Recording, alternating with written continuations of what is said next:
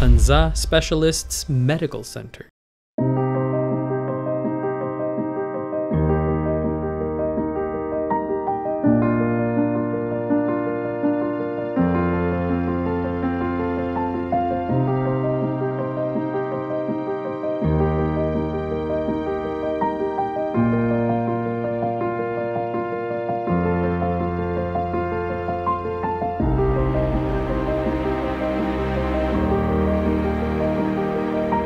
Dahil sa TSMC, natagpuan ko ang pangalawang buhay ko. Ito na ang pangalawang bahay ko dahil 3 times a week ako nagdadialysis dito. Dahil mababayad ang mga nurse, maaliwalas ang paligid.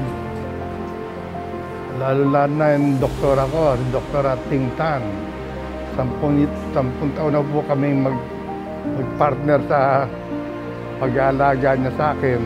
Kaya hanggang ngayon, buhay pa ako. Still fighting. April 2, 4 years na ako sa kanila.